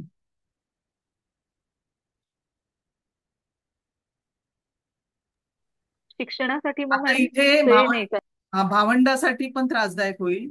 चंद्रकुंडलीच्या तृतीयात कृतिका आहे आणि लग्नकुंडलीच्या तृतीयात आश्लेष आहे. दोन्हीकडून तृतीय स्थान खराब आहे. तर इथे आणि मंगळावर शनीची दृष्टी आहे, तर भावंडासाठी त्रासदायक आहे. प्रॉपर्टी. त्रासदायक म्हणजे भावंडांच्या बरोबर पटलं नाही असं का? हा, असंच होणार. पण भावंड असणार कारण शेवटी तो वृश्चिकेचा मंगळ आहे, बलवान मंगळ आहे, पण शनीच्या दृष्टीत. तर प्रॉपर्टीसाठी पण त्रासदायक आहे कारण प्रॉपर्टी भरपूर आहे, पण एखादी प्रॉपर्टीमध्ये त्रास होऊ शकतो.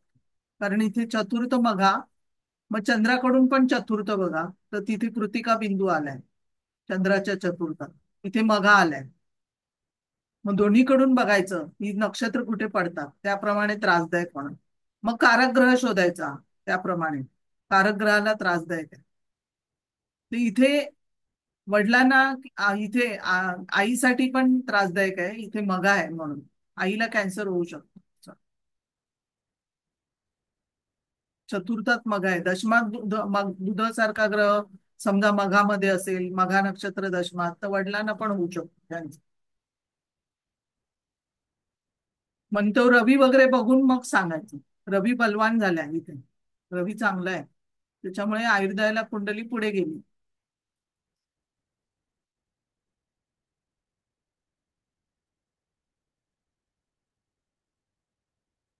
ठीक आहे. आता गुरुवारपासून का मॅडम क्लास सुरू होणार आहे? दुसरी घेऊ का नको? किती वाजले? या की मॅडम, अजून हो 15 घ्या, मिनिटं आहेत. 20 मिनिटात.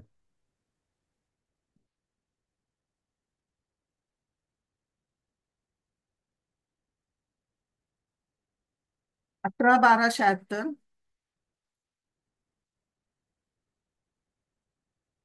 13-4, मुंबई.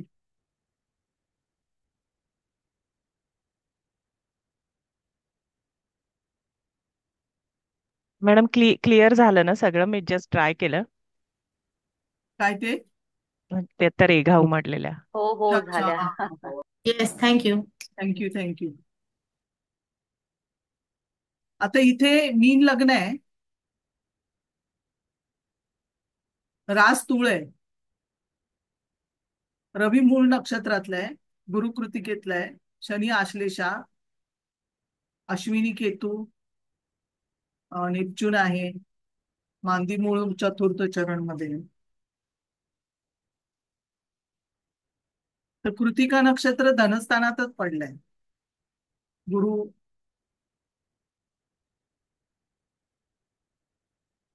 केतू अश्विनी मधला आहे आणि गुरु कृतिकेतला आहे. हे अश्विनी आणि गुरु इथे पडलंय धनात. लग्नेशच गुरु कृतिका नक्षत्र. आता मीन लग्नाला शुक्र अष्टमेश म्हणून आणि तृतीयेश म्हणून अशुभ आहे, लग्नाचा काही मित्र नाहीये. चंद्र एक त्रिकोणाचा अधिपती आहे म्हणून चंद्रगुरु युती ह्या लग्नाला चांगली होते. तसंच चंद्र मंगळ युती पण चांगली होईल, कारण एक त्रिकोणाचा अधिपती आणि एक दोन्ही त्रिकोणाचा अधिपती म्हणून चंद्रमंगळ युती चांगली होते. या लग्नाला चंद्रमंगळ युती लक्ष्मीदायक युती आहे. तसं सिंह लग्नाला मेष लग्नाला, वृश्चिक आणि मीन लग्नाला चंद्रमंगळ युती चांगली आहे.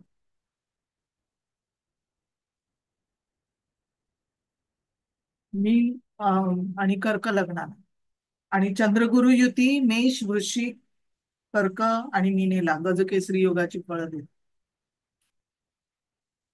लग्नावर कोणाची दृष्टी नाहीये. लग्नेश गुरु केतू युक्त शनीच्या दृष्टीत आहे. शनीची दृष्टी आहे 10वी आणि त्याच्या शत्रू राशीला पाहत. तुझी शत्रू रास आहे मेष. व्ययेश शनीची दृष्टी लाभावरती आहे आणि व्ययेश शनीची दृष्टी ते धनस्थानावर. भाग्येश जो आहे तो भाग्यात आहे, त्याची तृतीय स्थानावर दृष्टी आहे.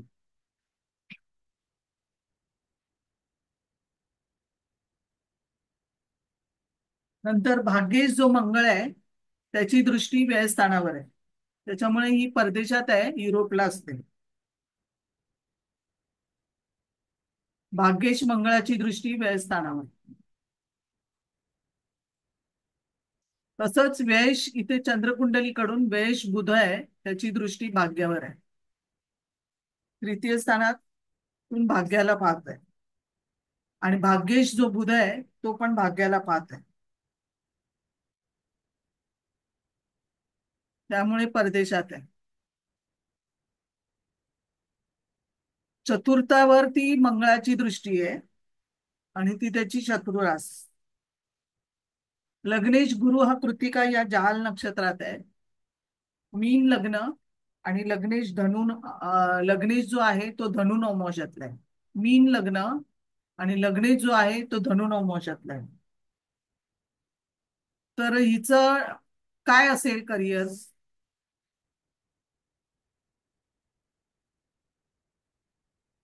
टीचर वगैरे असेल का madam? Teacher professor. Teaching line मध्ये आहे, डे केअर मध्ये लहान मुलांना बघते. नवमोशामध्ये जर बघितलं तर नवमोशामध्ये बुध लग्नी आहे.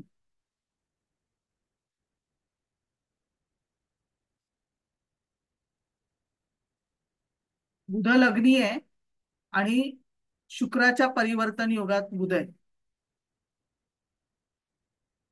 पंचम स्थान जे आहे ते डे केअर साठी आहे, लहान मुलांसाठी. पंचमेश जो चंद्र आहे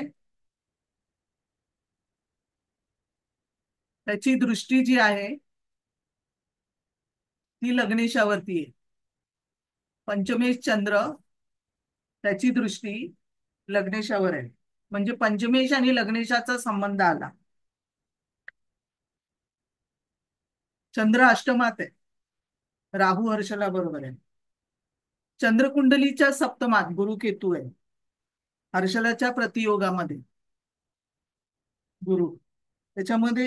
त्याच्यामुळे विवाहामध्ये थोडं मतवैचित्र्य आहे, कारण चंद्रकुंडलीच्या सप्तमातनं झालेलं आहे.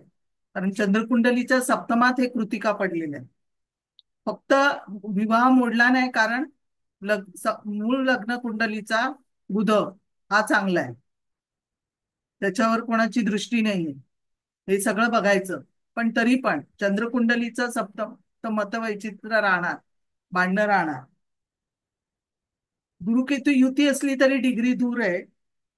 गुरुवर शनीची दृष्टी आहे, म्हणजे लग्नेश पूर्ण बिघडलेले आहे. आणि गुरुवर शनीची दृष्टी असल्यामुळे पुत्र संतती नाही, एक मुलगी आहे. आता इथे पंचमामध्ये आश्लेषा नक्षत्र पडलेलं आहे. पंचमातला शनी पण मुलांना संततीसाठी प्रॉब्लेम देतो का? नाही, इथे कोणाच्या राशीत बसलाय ते बघायचं. अच्छा. तो जलतत्वाच्या राशीत आहे, जलतत्वाचं लग्न आहे, म्हणजे बहुप्रसव, हे बहुप्रसव आहे. त्याच्यामुळे मूल होणार, नक्की मूल होणार नाही असं होणारच नाही, कारण शेवटी जलतत्व आहे, बहुप्रसव राशी आहे, त्याच्यामुळे मूल होणार. मंगळ इथे ज्येष्ठामधला आहे आणि नेपच्यून युतीत आहे, तर भावासाठी इथे त्रासदायक आहे. चंद्रकुंडलीच्या तृतीय स्थानात मूळ नक्षत्र पडलंय, तर इथे भावासाठी त्रासदायक होईल. आता इथे आजार जर बघितला तर षष्टेश जो आहे रवी तो मूळ नक्षत्रामध्ये आणि मांदी पण तिकडेच पडलेली आहे, धनुराशीत मांदी. आणि मांदी स्वामी जो गुरु आहे तो केतुयुक्त आहे, कृतिका नक्षत्र आणि अश्विनी नक्षत्र. शनीच्या दृष्टीत तर मेष राशी पूर्ण बिघडलेली आहे आणि लग्नेश दूषित आहे. तर इथे पूर्ण मेषरास बिघडल्यामुळे ही सर्वायकल स्पॉन्डिलायसिस साठी टेस्ट करायला गेली होती, तर MRI काढला, तर जी काही पिट्युरिटी ग्लँड असते, जी हार्मोन्सची असते, त्यामध्ये तिला सूज आली होती, जी थायरॉइड ग्लँड असते. थायरॉइड ग्लँड मध्ये सूज आली होती आणि ती ब्रेन मध्ये ती ग्लँड वाढली होती. हे सगळं इथे कृतिका नक्षत्र निषेध ब्रेन मध्ये ती वाढ होणं हे गुरुचं काम आहे. तर ती ग्लँड वाढवणं, हे ती सूज, ती संपूर्ण कृतिका नक्षत्र डोळ्यावर परिणाम करते. तर ती सगळी सूज डोळ्यांवर आली होती आणि ती डोळ्यांवर ती ग्लँड प्रेस होत होती, त्याच्यामुळे इथे डोळ्यांवर सर्जरी करायला सांगितली. आता मेषेचा गुरु रक्त डोक्याकडे लवकर चढतं आणि मेंदूमध्ये रक्तसंचय होऊन सूज येते, तर गुरुचं काम आहे सूज येणं. आता शनीची दृष्टी त्याच्यावर आहे आता पण, तर गुरु कृतिका, तर तिथे डोळ्यांना प्रॉब्लेम होणार. आणि अश्विनी नक्षत्र आणि शनीची दृष्टी आश्लेषातल्या, म्हणजे कृतिका केंद्र आश्लेषा आणि षष्टेश रवी मूळ नक्षत्र, हे पण डोळ्यांना त्रासदायक आहे मूळ नक्षत्र. आणि रवी आणि मंगळ हे युतीत आहेत, मंगळ 26 अंशाचा आहे, रवी 2 अंशाचा आहे, तर ही युती आहे रवी मंगळाची. तर इथे वडील रवी मंगळच बलवान आहे, त्याच्यामुळे. आणि हे मेडिकल साठी मूळ नक्षत्र चांगलं आहे, तर वडील डेंटिस्ट आहे. दशमेश जो आहे गुरु तो धनस्थानामध्ये,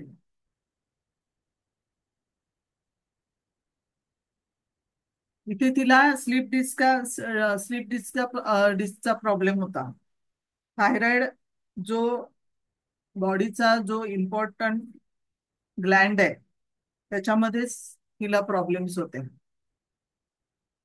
नवऱ्याच्या मध्ये बघितलं तर नवऱ्याच्या कुंडलीमध्ये सप्तमेश जो आहे तो गुरु मूळ नक्षत्रात आणि शुक्र पण मूळ नक्षत्रात होता.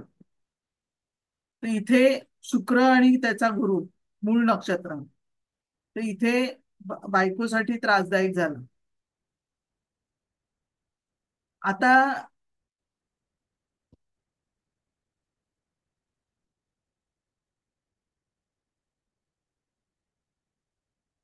बुधानंतर केतूची दशा येणार आली, म्हणजे बुधानंतर. आता ह्या केतूच्या दशेमध्ये तिथे सगळी नक्षत्र ऑपरेट होणार. शुक्रानंतर रवीची येईल 2025ला, ही त्रासदायक जाईल. मग बघायचं गोचर येणे शनीची दृष्टी तर आहेच इथे. तर नंतर मूळ नक्षत्र जेव्हा मिनेत शनी येणार तेव्हा कृतिकेला बघणार आहे तो, आणि चित्राला इथे बघेल, आणि इथे मूळला बघणार आहे शनी. तर त्यावेळेला त्या लोकांना त्रासदायक होईल. आता मंगळ वक्री आहे कर्केमध्ये, तर जलतत्वात आहे, आणि मीनेचा राहू पण जलतत्वामध्ये आहे, मंगळ जलतत्वामध्ये. तर मागे समुद्रामध्ये बोट बुडाली वगैरे ते सगळे प्रकार झाले जलतत्व आहे म्हणून. तर इथे जोपर्यंत आता भरपूर केसेस आलेले आहेत, काय बरेचसे त्रास आहेत आता लोकांना वक्री मंगळाचे. तर कर्केत मंगळ आल्यापासून परत प्रॉब्लेम्स वाढलेले आहेत. तरी तो आश्लेषा नक्षत्राला त्याने अजून पाहिलेला नाहीये, तो वेळाने बघणार आहे मंगळ. तरी पण वक्री मंगळ हा खूप त्रासदायक झालेला आहे. तो वक्री मंगळ हा मकरेला पाहिल, नंतर तुळेला पाहतोय, आणि कुंभेला. तर या राशीमध्ये ज्यांचे ग्रह आहेत त्यांना त्रासदायक आहे.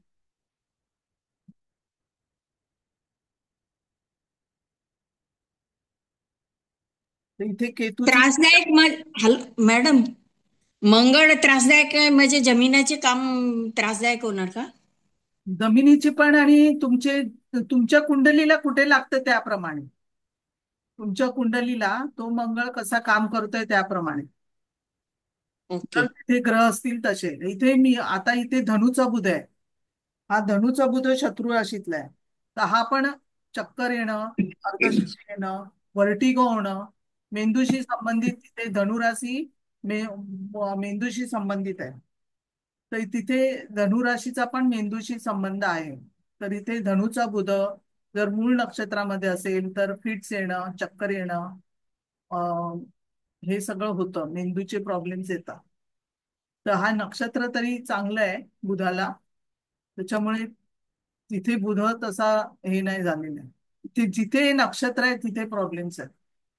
मी एक विचारू मॅम, हा आता जो वक्री मंगळ आहे, हा तर त्याची ज्या ठिकाणी दृष्टी पडतीये तिथे जे ग्रह आहेत हा ते जर खराब नक्षत्रात असतील तरच प्रॉब्लेम होईल ना? हा हो हो, नाही तर मग छोटे मोठ्यावर जाईल.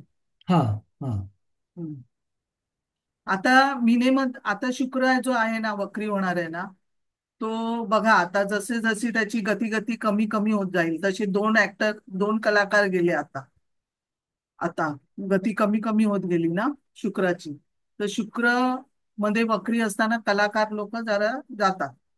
आता शुक्र 5 महिने राहणार आहे मीन राशीमध्ये शुक्र. तर वक्री असताना 5 महिने तो मीनेत आहे शुक्र. तर इथे राहू पण असणार आहे. तर इथे बलात्कार होणं, शुक्र राहू सगळे एकत्र जलतत्वात आहे. तर पाण्याशी संदर्भ रिलेटेड मध्ये प्रॉब्लेम येणं, कारण इथे कर्क राशीचा पण संबंध येणार आहे. तर इथे कर्कमध्ये मंगळ आहे, इथे जलतत्वामध्ये ग्रह आहेत. तर त्यावेळेला जलतत्व लोड होणार आहे. तर तिथे प्रॉब्लेम्स येऊ शकतात जलतत्वाचे. थोडेच दिवस असेल ना, कारण राहू पण तो खूप थोडे गेला. दिवस आहे. हो, हम्म. राहू थोडे दिवस आहे.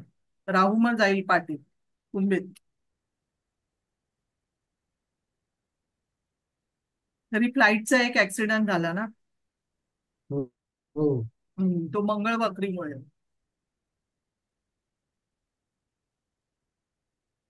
एक का झाले का दोन झाले मला दोन वाटतं. झाले, दोन. मॅडम तीन हर्षल झाले. मॅडम हर्षल पण तर कृतिकेत आहे ना. हर्षल कृतिकेत आहे, तो पण ऍक्सिडेंटल आहे. हो त्यामुळे आता पण. आता हा तो मेशेत आलाय ना, वृषभेत होता तो मेशेत गेला. हा, तेही कारण म्हणजे आहे. मंगळाच्या हा केंद्रात आलं ना. हा, मंगळाच्या केंद्रात आला म्हणून ऍक्सिडेंटल. हा बरोबर. पण आता गुरु आणि केतू चंद्रकुंडलीमध्ये तसं पाहिलं तर सप्तमात जात आहेत ऍक्च्युली. तर मग सप्तमाशी रिलेटेड काही प्रॉब्लेम नाही झाला असं दिसतंय एकंदरीत ऍक्च्युली. ते नाही या कुंडलीला. चंद्रकुंडलीत विचारलं मी. हा, चंद्रकुंडलीच्या आहे ना, भांडणं आहेत, भांडणं नाही अशी नाही, पण ती इथे चांगला झालाय ना. पण इथे त्या लग्न कुंडलीला नेमके चांगलं आहे, पण नवम चंद्रकुंडलीच्या सप्तमात नक्षत्र खराब आहे. हो पण आणि सप्तमाच्या दृष्टीने गुरु आणि केतू तसे सप्तमात चांगले नाहीच ना. नाहीच आहे, अ, नाहीच आहे. म्हणजे मूल होण्याच्या दृष्टीने मी विचार करत होतो की जलतत्व आहे, ठीक आहे, पण केतू आणि गुरु असल्यामुळे मी विचारला हा प्रश्न ऍक्च्युली. हा. आणि गुरु शनी केंद्र योग आहे ना म्हणजे. गुरु आणि शनीचा केंद्र योग आहे. हा ते दृष्टीत आहे ना, शनीच्या दृष्टीत आला गुरु हा, केतू. शनीच्या दृष्टी झाला. हा, आणि केंद्र योग आहे. मॅडम सप्तम स्थान दूषितच आहे तसं शनीमुळे. शनी आणि शनीची, पण तो सप्तम कोणत्या, स्थानामध्ये. पण त्याची मित्र रास आहे ही. हो पण आपण शुक्र आणि पण पाहतो ना वैवाहिक सौख्याच्या दृष्टीने. वैवाहिक सौख्यासाठी शुक्र पण चांगला आहे, शनीच्या दृष्टीत आहे, पण तो खराब नाही आहे कुठे नक्षत्राने. फक्त डिले होईल एवढंच आहे. कुंडलीच्या सप्तमात, सप्तमी जो आहे मंगळ, तो बलवान आहे. पण आणि मॅडम शनीच्या दृष्टीमध्ये शुक्र आला तर शुक्र चांगलं फळ देणार नाही ना. नाही, काही ठिकाणी आता तो स्वतःच्या राशीला बघतोय तो शनी, तर तिथे तो मकरेचा शुक्र आहे. तर तिथे हा थोडासा कामत्रिकोणाच्या राशीत आहे, इथे कालपुरुषाच्या कुंडलीनुसार. तर इथे आता ही व्यक्ती तशी नाहीये, पण अफेअर्सला हा पोषक आहे. मकरेचं शुक्र चांगलं नाही ना. अफेअरला पोषक आहे. राहूशी सुद्धा केंद्र योग आहे त्याचा. राहूशी केंद्र योगात आहे. मॅडम याचे डिटेल्स देता का प्लीज? त्याचे डिटेल्स आहे 18-12-76-13-4. मुंबई. मुंबई. स्त्री कुंडली आहे ना मॅडम ही? हा, स्त्री आहे. स्त्रीची आहे का? हो.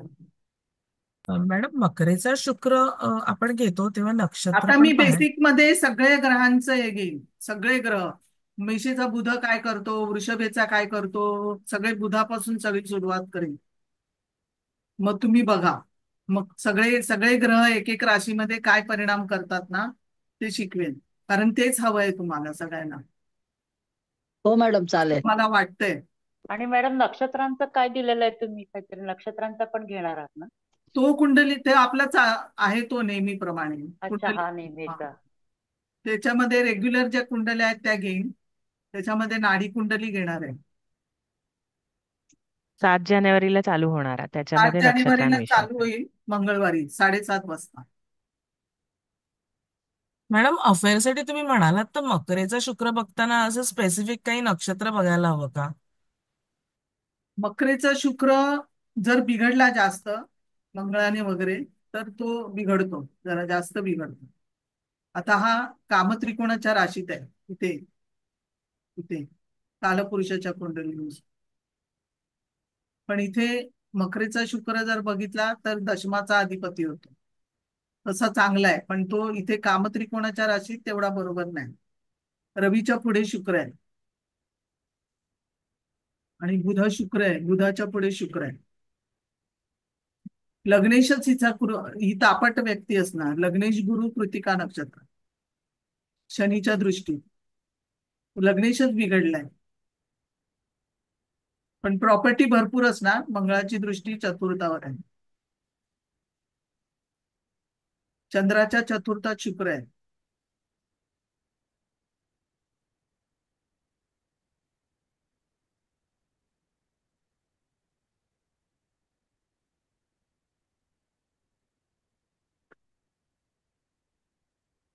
ठीक आहे. मॅडम ते मंगळाच्या तृतीयात शुक्र त्याचं काय होते तरी म्हणजे? मंगळाच्या मंगळाच्या तृतीय स्थानात शुक्र आला तर म्हणजे भावंडासाठी चांगलं आहे. हम्म. मंगळ हा कारक ग्रह म्हणून त्याच्या तृतीयात शुक्र आहे. तर भावंडाचं परदेश गमन होईल. प्रवासाच्या भावंडाचं प्रवास स्थान त्याच्यामध्ये शुक्र परदेशात जाऊ शकतो भावंड. मंगळाच्या पुढे चंद्र, भाऊ जास्त प्रवास करणार. असे बरेच आहेत. म्हणजे कोणाच्या धनात कोणता ग्रह त्याच्यावर. रवीच्या धनात शुक्र, ही जन्माला आल्यानंतर वडिलांकडे आधी रवीच्या पुढे बुध आहे. म्हणजे रवीच्या पुढे बुध वडील व्यापारी वृत्तीचे असणार आणि बुधाच्या पुढे शुक्र आहे. तर धनासाठी चांगली आहे कोणती.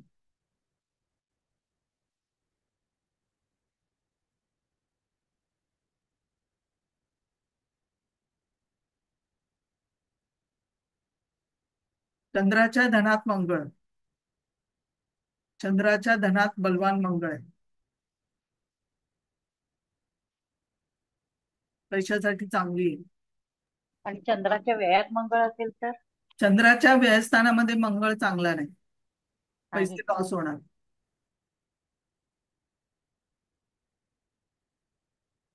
चंद्राच्या पाठीपुढचे ग्रह सगळे बघायचे. चंद्र हा तसं बघितलं तर पाप कर्तरीत आहे. आयुर्दायाला कमी झाली कुंडली, कारण चंद्राच्या पाठी राहू हर्षल, चंद्राच्या पुढे मंगळ. चंद्र हा शनीच्या केंद्रात, चंद्र एकतर अष्टमात.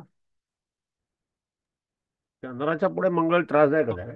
चंद्राच्या पुढे मंगळ हा थोडस बोलण्यासाठी म्हणा थोडस त्रासदायक आहे. मंगळाची दृष्टी हर्षल पण आहे ना चंद्राबरोबर. चंद्राबरोबर हर्षल आहे.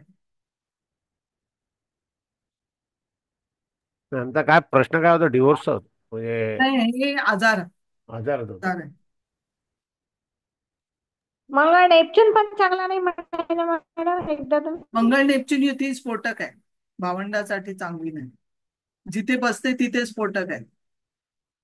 पण नक्षत्राने बघायची हा कुंडली. नक्षत्र असेल तरच परिणाम करेल. मॅडम प्लुटो केव्हा केव्हा बघावा, कारण यांच्या सप्तमात प्लुटो. तो कायमस्वरूपी हर्षल प्लुटो हे लॉंग टर्मचे ग्रह आहेत. त्याच्यावरून ग्रह जाताना किंवा त्या ग्रहावरून हर्षल जाताना तेव्हा त्रासदायक होतो. हर्षल तिथेच असतो, तिथेच राहणार आहे, पण त्याच्यावरून ग्रह जाताना किंवा मूळच्या हर्षलावरून ग्रह जाताना तेव्हा त्रासदायक होतो.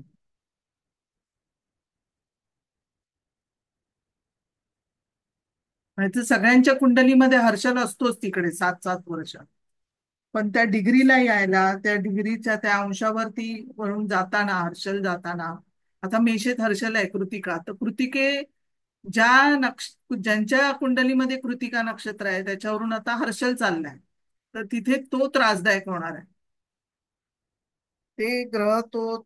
ते ग्रह त्रासदायक होतात.